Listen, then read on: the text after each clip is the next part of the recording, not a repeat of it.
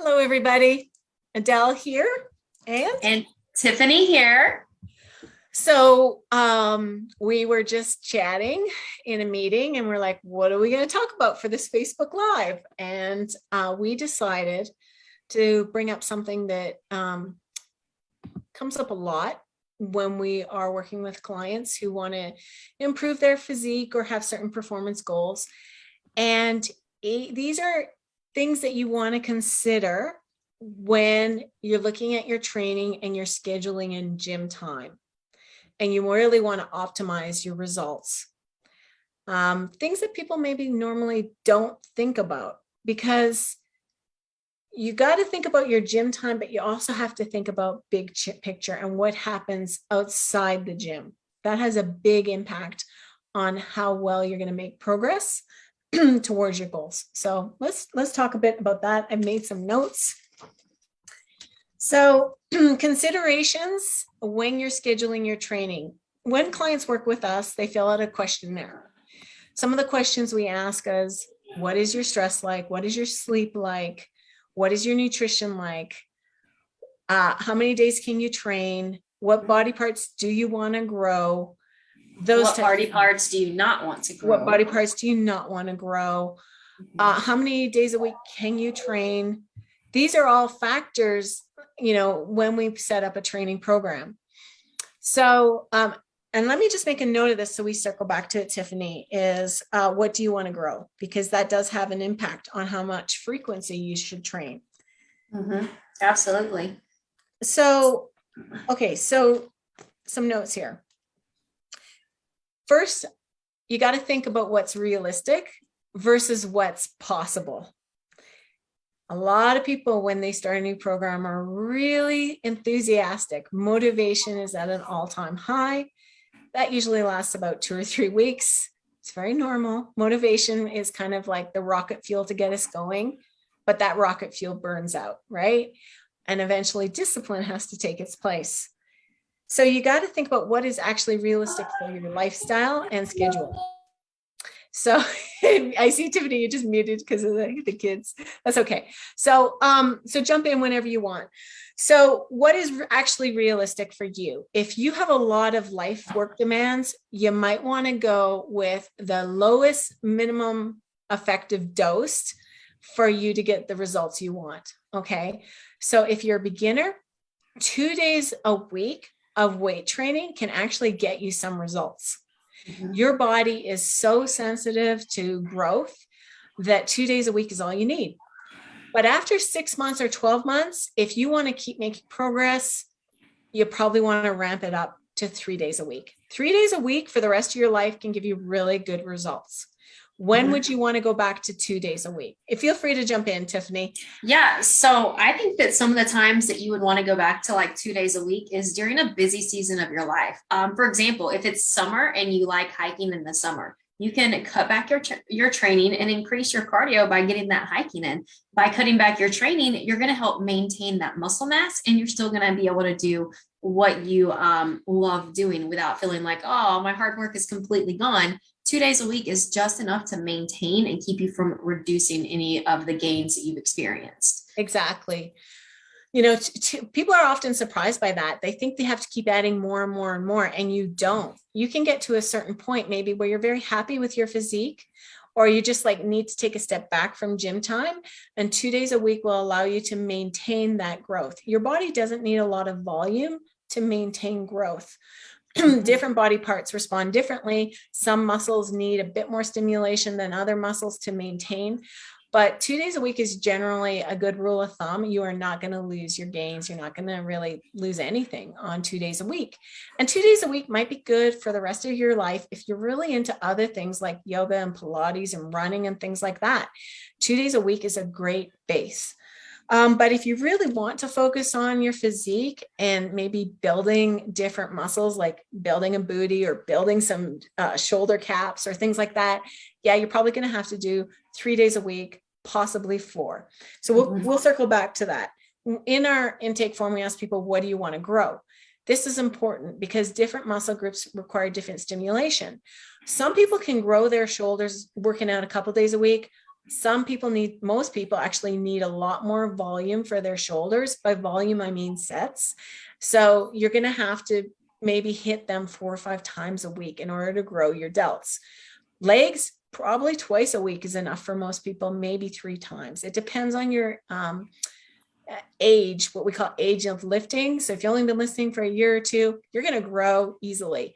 After some time, you have to put in more effort to really grow. As an intermediate or advanced lifter, what we recommend is you start slow and grow from there. If you're new to training, start off easy, 2-3 days a week, just fine. There's some benefits of doing that as well. For example, if you've never weight trained before and all of a sudden you're doing squats with weights on your shoulders, you're probably going to experience some DOMS, delayed onset muscle soreness. And having a little bit of time to recover between those workouts can be very helpful. And it can help you from feeling overwhelmed. You're like, why am I doing this? I'm in pain all the time. So it can help reduce some of that natural fatigue and natural stress as well by starting slow. And then also, I kind of want to relate this to like forming a habit. This is something Adele and I talk about with our clients. Whenever you're forming a habit, a lot of times people are like, I'm going to make this major life-changing goal. That's going to be my new habit, my goal. And then what happens is a week or 2 weeks later, they're like, this is impossible. I'm never going to get there. So they stop, right? By starting slow, it gives you a base. And then when you're ready, you can build onto it and it makes it feel more achievable and less daunting. Yeah, exactly. It's like climbing a mountain, right? You might be really excited to climb that mountain that you see in the distance. Like, I'm going to do that. I'm going to summit that. And then you get to the base of it and you look up and you're like, oh my God, but if you actually break it down into steps and into phases, you can actually summit that mountain. So we recommend at least 1 day off a week from all strenuous training. So if you are doing strenuous moderate training, so if you are running, if you're swimming, if you're biking, if you're hiking, if you're doing weight training, all of that leads to fatigue accumulation and prevents you from recovering well. So you need to blow off some of that fatigue. Have at least 1 day off, please. It's going to really help your performance and it will help improve your physique. Everyone needs at least 1 day off. That day off can be light, active recovery. You could, for example, go for a 2-mile walk, but something super light. Do some like yoga with strength, focusing on flexibility and just stretching instead of like hardcore low yoga. Because there's different levels of yoga too. If you've never done yoga, it can be very challenging. Yin yoga is very soothing for the adrenals. It's very good for the nervous system. You hold a pose for maybe 5-10 minutes. It's a deep stretch. When you do something more vigorous, a different type of vigorous yoga, it can be very fatiguing, and that contributes to that overall fatigue. So when you're thinking about your training and scheduling in your gym time, you got to think about all the other physical activities that you're doing. As an example, if I go for a 7-hour hike the next day, I can be pretty bagged depending how much vertical ascent there was and things like that. I might not have the best day in the gym. Okay. So I might want to make the next day a rest day or just a light gym day with some accessory work, but I'm not going to want to have a heavy lifting day in the gym the next day. Chances are, of course, the fitter you are, the better you can recover. Go ahead. I kind of want to piggyback off of that. So we did also talk about, if there's a specific area that you want to target, like let's talk about Adele right now. Her major goal is, in case you guys don't know, she wants to hit the stage in March and bench press 200 pounds. Like that is her goal. And that's amazing. So for her, she would not do a bench press day right after a hiking day. If anything, her bench press day is going to be after her complete rest day because she's able to refuel her body and make sure that her body is completely prepped to put as much effort into her heavy lifts as possible. So if there's a specific goal that you are working towards, then you're going to want to make sure that you're well rested the day prior to that, so that going into that, you have the maximum energy and efficiency to hit that goal or work towards that goal. Exactly. Like I'm looking at a rest day today. So I know that I will be primed for lifting tomorrow. I'll probably make tomorrow my heavy bench day and then do my full body workout on Saturday instead of swapping it, because I'm going to have the most energy tomorrow after my rest day. So, yeah, thanks. That's a good example, Tiffany. So we talked about 2 days is enough for beginners to go. 3 days is better. 4 if you get really serious about lifting, but then you might have to trade off some other enjoyable activities.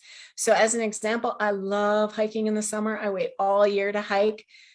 Once my powerlifting meet is over, if I don't go to nationals, then I will primarily be focused on hiking, and I'll probably go down to 2 days, maybe 3 in the gym, so that I can have more hiking days. And so maintain all that work that you've put into it. Yeah, there's got to be gives and takes. And to be honest, it's really good after like an event, like a powerlifting event. And this applies to other things too. I know y'all aren't powerlifters, but you do want to have seasonality to things. Mm-hmm. So that your body is resensitized to muscle growth. You can't always be in a peak state. Not even Olympic athletes train like that. They have lighter days, heavier days. They have seasonality to things where they're peaking and ramping up. So you can't push hard all the time. The body is going to fight that. And that's where you end up seeing a lot of your injuries as well. You can exactly. It's overtraining. Overtraining is a major issue. You're going to start having joint injuries, fatigue, stress. Your stress is going to be through the roof. Yeah. All kinds of stuff goes into that. Yeah. So let's talk about maybe deloads and recoverability. So first, let's talk about recoverability. Your ability to recover from a training program, that's dependent on a lot of variables. One would be how much experience you have training in that specific sport or activity. Obviously, if you're a newbie to weight training, you're going to be at your source in the first 2 weeks. Then as you get used to the program, you have less delayed onset muscle soreness. But as soon as you change up your program, you can expect more soreness again right at the beginning until your body adjusts. But other factors that influence your recoverability include your age, your nutrition, your overall fitness levels. Your sleep is a huge one. One thing, as I've been amping up my training, I'm sleeping deeper and longer than I have before. I need it. As you get leaner, you actually can put on more muscle more easily. Let's say you're in a calorie surplus. If you're overweight, a larger proportion of those calories will go towards your fat cells versus your muscle cells.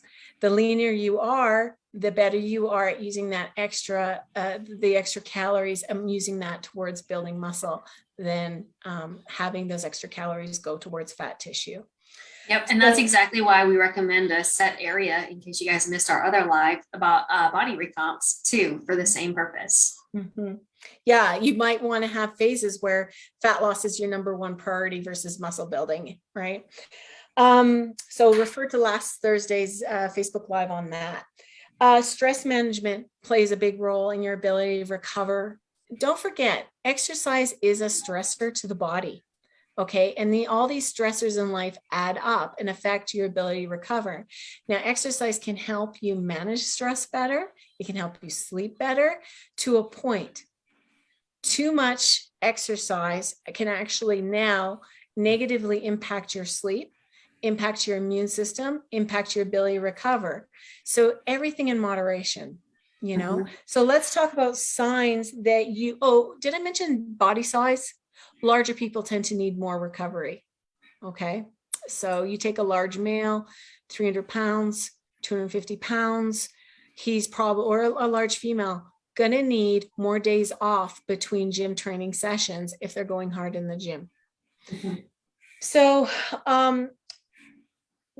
so let's talk about deloads and signs of overtraining, which would lead to taking a deload.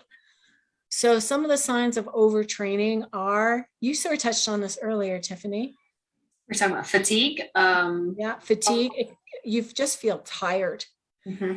Low motivation to get to work out. You're not excited about working at all. It feels like a grind. Even you go into the gym, you work out. Normally you feel high after. No, you're just like, ugh. It was just, ugh. Got it done. Glad I'm done. There's no excitement, no enthusiasm. Low libido. Sex life takes a hit. You wake up at night. You can't sleep through the night. You're waking up every few hours. Your immune system tanks. Oh, yeah. For me, huge carb cravings.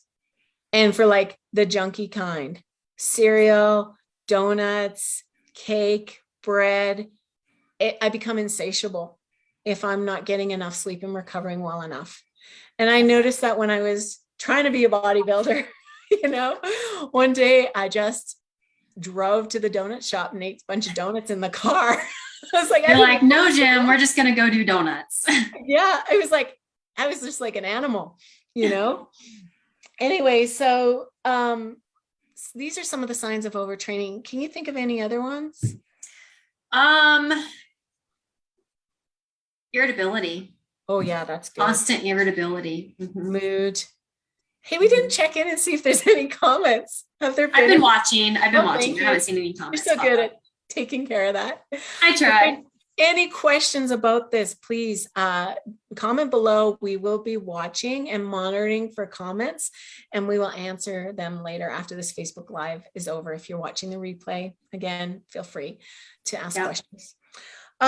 What's another sign that you're overtraining? Covered mood, carb cravings, increased hunger, lack of sleep, poor libido. Talked about stress. Your immune system starts to tank. You feel like a scratchy throat, or things like your glands can start getting swollen.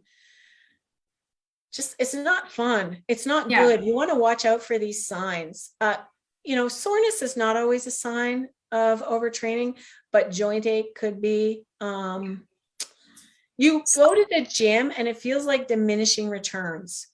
Like you work out and then you work out again, and that second workout, you just can't lift as much. Or you're plateauing and you're not actually increasing the weight anymore. Okay, you probably need to do what's called a deload. So a deload is when you actually spend about a week and you still go to the gym. Okay, you want to keep that habit up, but now you're going to drop the weights by maybe 50%. You're going to not even want to drop them that low. Let me tell you, you're going to be like, that just feels useless. Like, this is so easy to do right now. Yeah. You're like this, you'll be very tempted to increase the weight, but don't. Drop your weights to about 50, maybe 60%. You can do half as many sets as well. Okay. But still do your workout. You're just going ultra light. This is to keep the muscles sensitive. This is to keep your nervous system going. And this will help you actually blow off some of that fatigue accumulation that you've been experiencing and some of the overtraining symptoms. Okay, do that for a week. So if you normally work out 3 days a week, do your 3 workouts. Just do them half of what they used to be.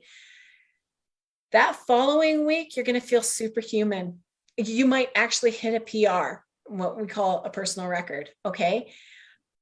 This is why we say training is not linear, right? It goes in phases. So you push hard. Hopefully you're increasing the weight every week for maybe 6 weeks or so. Then you start feeling this fatigue accumulate in your body. You start experiencing the symptoms we mentioned. Go ahead and do a deload for a week. And then you will be primed to jump up and up, to level up your game in the gym after a deload. I do want to give you a word of caution about your deload week. Whenever you're doing it, if you're doing like anything that comes towards your face, like a face pull or anything like that, do not overpower the weight and hit yourself in the face. I've done that. It's so light, it flies up and hits your nose. You're like, whoa, where did that come from? Yeah. Word of caution. This reminds me when I was in Vegas. I had the random thought. I was in Vegas. Obviously, that's a deload week, right? I opened the door of the hotel and I ripped the handle off. Like I opened this heavy door and it just like, I felt like I was like a superhero, and the handle just like broke off. You're like, Hulk smash. Exactly. My husband and I had a good laugh about that. I was like, whoops. This is what it's like to be the Hulk, I guess. That's great. So, deloads, they're important. Some coaches schedule them in for clients. They'll say like, okay, every 5 or 6 weeks, you're going to do a deload. Beginners typically don't need a deload for many, many, many months. Do you know why? Because they don't push themselves hard enough.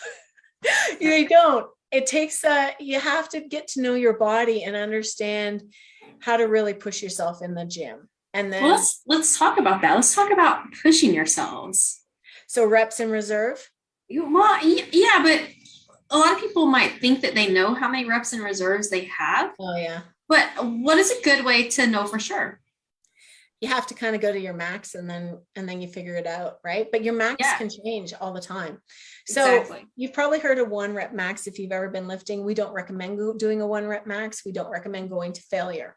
Okay. Maybe we should do this as another Facebook Live next week, because we'll go on about this.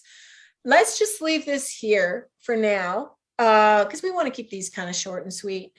But it's really like, it's good that you mentioned that, because I think, how do you know when you're pushing yourself? You really don't as a beginner. You got to feel it out, and it can take a couple weeks or longer. It helps to work with a coach. And while we don't recommend that you intentionally go to failure, sometimes that's what it's going to take just to know what that feels like for you. Because you can think, well, I'm at failure, but that doesn't mean that you are. Like, you can think, oh, I did that, because we recommend our clients do. They go to the point with their reps where they could only squeeze out a couple more, and stop before you think. Stop at the point where you're like, I could have done 2 more and that's it.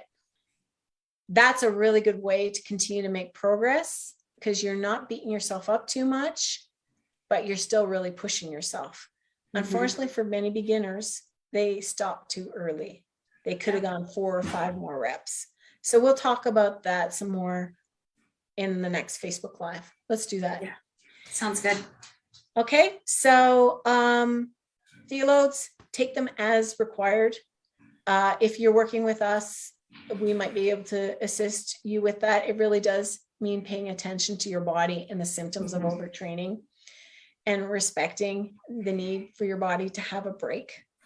And remember, when you're scheduling your weight training, you're not just thinking about your time in your gym, you're thinking about all the other lifestyle factors, all the other physical activities that you're trying to do in a week, so that you have enough time to recover from your sessions and keep making progress.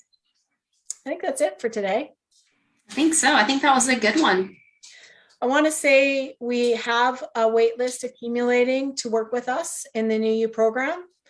We are looking to hire another coach so that we can open the doors again shortly.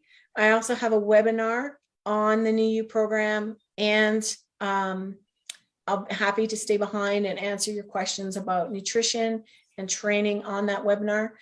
It is the third Thursday of every month generally. So if you're interested in that, I'll shoot you the link. You can sign up for it. It's free. There's no hard sales on it. I'll just show you some things that might surprise you about why you're not making the progress you think you should be making, why you look the same year after year, and how we coach people. All right.